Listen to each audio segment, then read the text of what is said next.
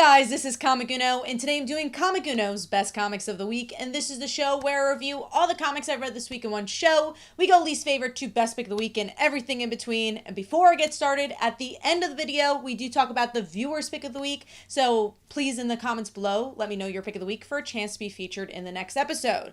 I also have a Kickstarter going on right now for a new series, Mob Princess. It's Sopranos meets 6 Feet Under. It's about a woman who finds out her dad was a mob boss and now has to take over his business. So it's a comedy, dark comedy action series that's very introspective. So go check that one out.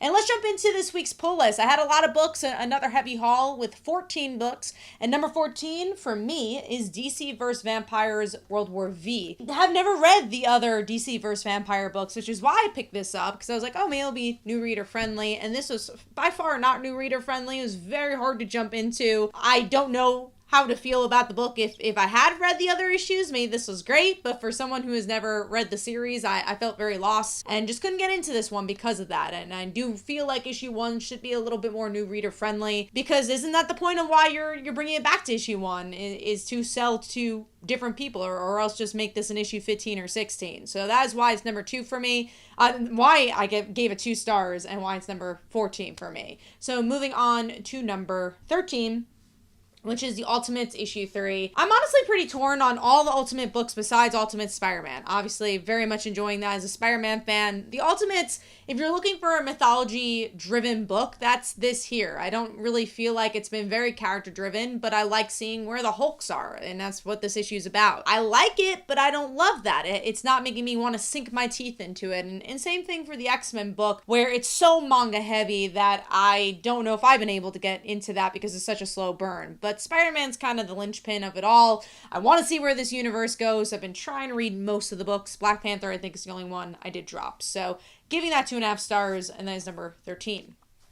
Moving on to another event that I'm not following, but I got the next issue of, the tie-in of, and then this is number 12, and that's Venom War, Spider-Man issue 1. I just really wanted to see Mary Jane and Peter team up. That's mostly why I got this issue, but I was pretty lost because I don't really know what's been going on in Venom. Haven't read Venom since Donny Cates' run, which was a couple of years ago. This issue, look, the art's pretty solid. I think it's actually Greg Land. Yeah, Greg Land, I think he does a pretty decent job of characters in costume. Obviously, his facial expressions for the actual human characters are sometimes less to be desired, but I like his action sequences, and that's kind of what this issue is about. But my biggest pet peeve with this one is honestly how driven it is by the movies compared to the comics. It's much more about humor with Venom than it is what I've kind of recognized with Venom, which is this internal dark monologue that usually the character can have with this other species. And it's so interesting to see how much the Venom movie has influenced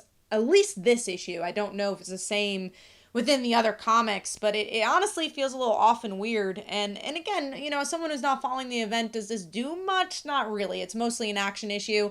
I might get the second issue, because really by the end, that's when you see Mary Jane and Peter, and you're like, okay, I kind of want to see them more and see where that brings. But it's just an okay issue for me as someone not following the event. So giving that 2.5 stars, and that is number 12. Moving on to number 11, there's going to be a train of a familiar franchise coming along, and that's the Amazing Spider-Man issue 55. Really torn with this issue, because if I took out my history of Spider-Man and reading Spider-Man for decades, I could say this was a fine issue. It was good art, somewhat good character work between new girlfriend potential and Spider-Man. There's some comedy about dating apps, and I'm like, okay, that's fun enough. But with all the extra baggage of Spider-Man, there's nothing new in this book, and they just introduced this character to do the same thing that Black Cat has done, Carly has done, Mary Jane has done, and all those relationships didn't work because we don't want Peter with anybody. But then we have Peter with somebody, with a character that's very vanilla. She doesn't do anything in this book. She doesn't have much of a personality. There's not a twist on her. It's just like, okay, let's see if Peter can date this normal girl. And again, I've just kind of gone down this road, and it kind of leads to every other book. Why not just make him with a character we already know, or have a twist with this character, have something to bring her some personality here that just doesn't happen in this issue. I'm not saying it won't happen in future issues, but as a separate issue, it's just okay. again, it's just a fine story that I've seen a lot already, and it doesn't really reinvent the wheel. And the creative team is leaving, so it's like, is this thread gonna even be picked up in the next series? It just feels like a weird issue to have before we end this run, this long run, honestly. But the artwork was really solid for a character-driven issue with a mix of actions. So giving that 2.5 stars, and that is I think that was number 11. Moving on to number 10, get ready to the last Spider-Man book on the list, and that is the Spider Society, issue 1. Another issue that, if I've never read Spider-Man before, I actually think is pretty decent. I like seeing this new team form. There's a lot of different Spider characters you could get into. There's some Spider characters from Into the Spider-Verse. But as someone who has been reading Spider-Man for decades and decades, I'm really tired of the Spider-Verse. You have to do something really crazy to reinvent what's going on with these alternate reality spider people. And the characters I care about, Miles and Gwen, they show up in this, but it pretty much shows like, hey, they're going to be in this first issue, but it's going to be this other team where the most popular character is Arana, which, honestly is not even that popular of a Spider character. It's more of, I don't know where this is going to take Spider-Man and his franchise, and it kind of goes back to, I think the wheel needs to be a bit reinvented with Spider-Man, like we've been seeing in Ultimate Spider-Man. So it's just more of, again, it's hard to take the baggage of Spider-Man away to enjoy this issue that has decent art and has different Spider characters that you might get into. But also, I didn't read any of those Edge of Spider-Verse books that were referenced throughout this whole book. So it really depends on where you're at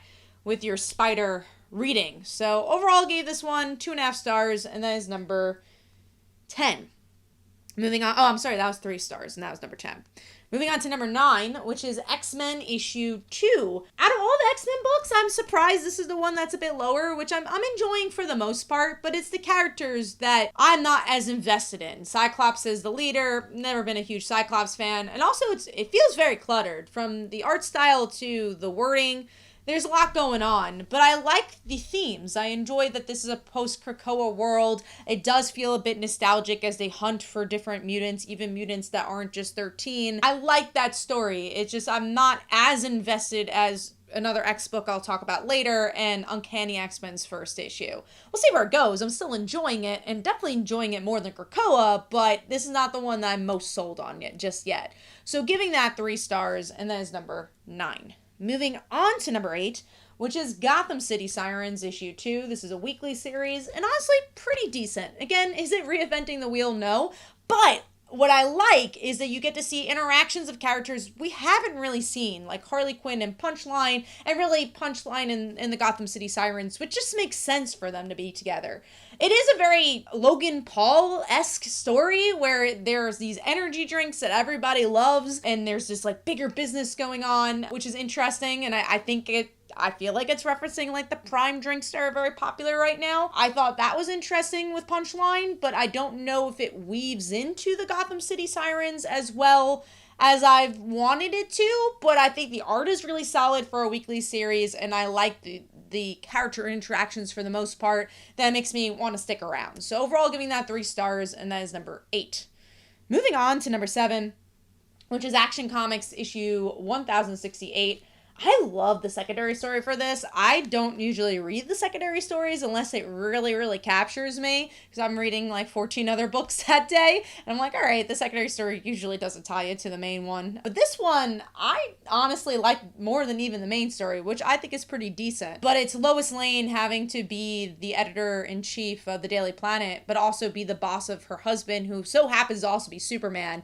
And Rainbow just does a rainbow job of just making it so character driven and feel different and feel really interpersonal, and I like it. It's very clean art as well, which again, Rainbow tends to work with very clean artists where it's not too, I don't know how to describe it besides just like it's not too overboard, but it's also not too simplistic. It's just like perfect clean style that I really like, that Rainbow tends to collaborate with. Moving on to the main story, on the opposite side, I feel like the artwork is what kind of takes me a little bit of away. It's a much darker style compared to the story being this kind of golden age, silver age Superman tale of the past that, necessarily you don't need, but I'm enjoying to seeing the world react to Superman, wanting to help Superman, all while you get to see like the early days of Lois and Clark's relationship and Clark and Jimmy's relationship. It's a fun issue, but it's a bit fillerish compared to the Lois Lane story, which is honestly very connected to what's going on in Superman now.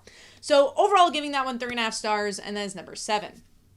Moving on to number 6, just missed the top 5, and that is Green Lantern issue 14. Also a bit darker art style than you would expect. I didn't love the art here, and it made the book feel a little cluttered. And also it's a tie-in to Absolute Power. I don't love tie-ins, but I think this book does the best it can with a story that I was kind of diving into, but then it's like, okay, an event, what do we do? And I think it does a pretty good job at tying into the event, all while still trying to tell the story it was telling. And I love seeing the jumping of the different Green Lantern or Green Lantern related characters like Carol and her journey, and getting to see Alan Scott or Hal, and I think it balances it pretty well for an event that I'm still not completely sold on.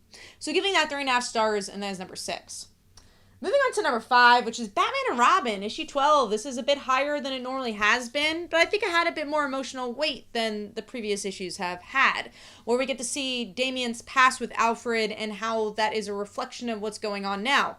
Is it something we've seen before? Yes, but I really liked where it ended in this issue, where we get to see Damian become his worst enemy as Bane, the person who killed Alfred. So I feel like it's just kind of a fun final bow for Joshua Williamson, who's been working on this character for honestly a few years now, and I think it's a culmination of the emotional ride that Damian has gone through since Tom King's run. The artwork could be a bit stronger, especially for an action issue. I think the action's actually very kinetic, but there's something about the facial expressions I want. Again, I keep saying this, but it's a darker palette, honestly. I like the pencils a lot, but I just want it to be a little brighter.